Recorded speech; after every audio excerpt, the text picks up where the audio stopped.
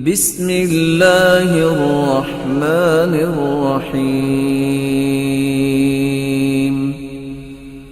والنازعات غرقا والناشطات نشطا والسابحات سبحا فالسابقات سبقا فالمدبرات أمرا يوم ترجف الراجفة تتبعها الرادفة قلوب يومئذ واجفة أبصارها خاشعة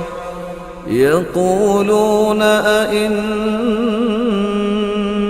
لمردودون في الحافرة أئذا كنا عظاما نخرة قالوا تلك إذا كرة خاسرة فإنما هي زجرة واحدة فإذا هم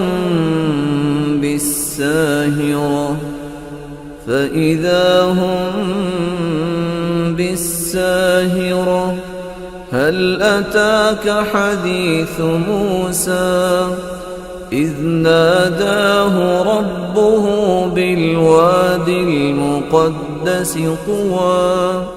اذهب إلى فرعون إنه طغى فقل هل لك إلى أن تزكى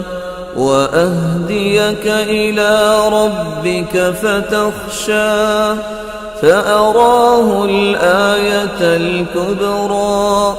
فكذب وعصى ثم أدبر يسعى فحشر فنادى فقال أنا ربكم الأعلى فأخذه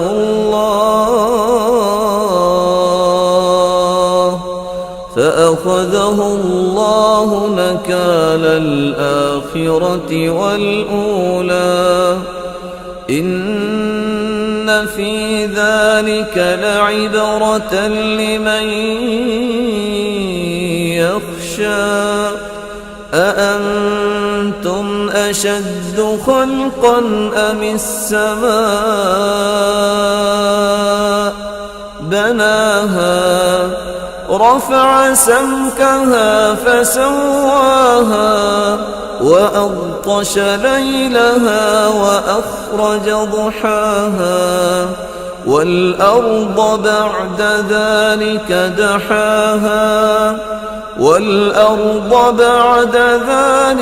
دحاها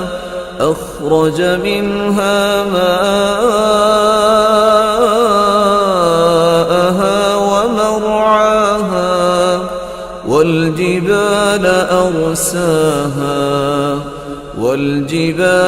أرساها متاعا لكم ولأنعامكم فإذا جاءت الطامة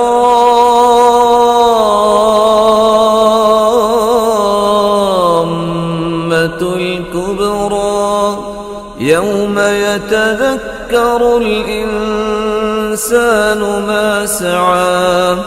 وبرزت الجحيم لمن يرى فأما من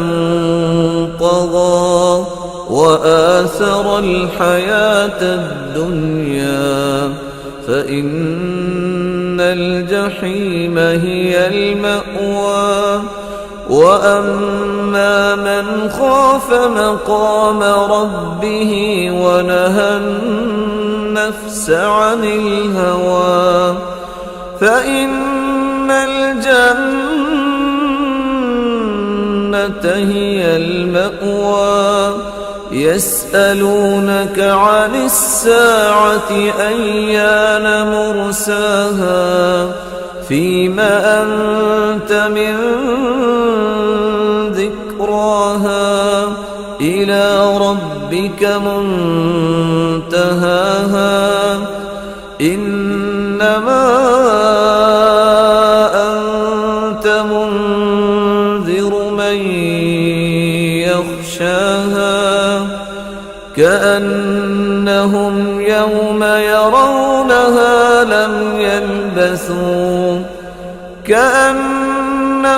يوم يرونها لم يلبثوا